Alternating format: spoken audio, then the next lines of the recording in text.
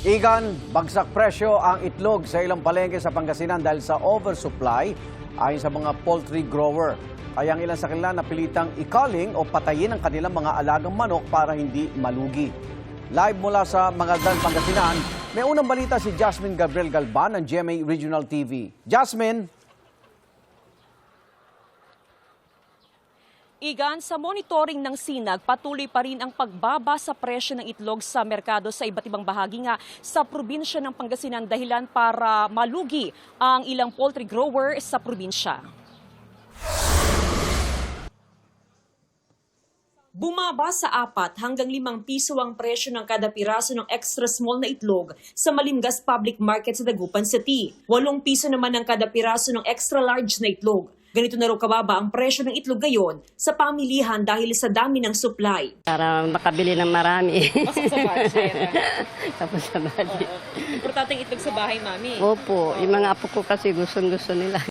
Sa monitoring ng SINAG, marami ng poultry grower ang nagkaling ng mga alagang manok dahil sa dami ng supply at bagsak presyo ng itlog. Paraan daw ito para hindi lalong malugi ang mga poultry grower. Maraming nakakaling ngayon ng mga poultry grower dahil dun sa bagsak ng presyo ng egg, no?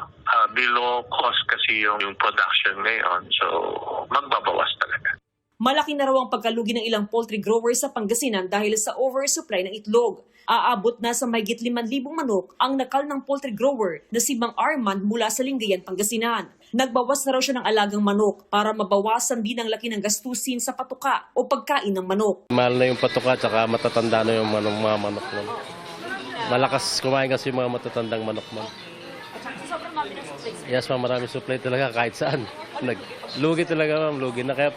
Ayon sa SINAG, posibleng sa Hunyo o Hulyo pa magbalik normal ang presyo at supply ng itlog. Bagamat maraming poultry growers ang nagsagawa ng kaling, wala namang nakikitang problema sa supply ng itlog sa mga susunod na buwan dahil may mga bagong inalaga ang manok na eksakto ang produksyon sa 3rd at 4th quarter ng taon.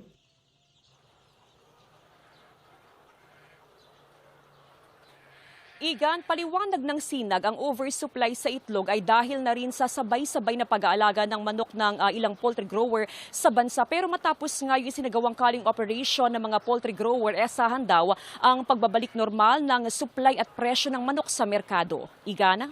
Maraming salamat, Jasmine Gabriel Galban ng GMA Regional TV.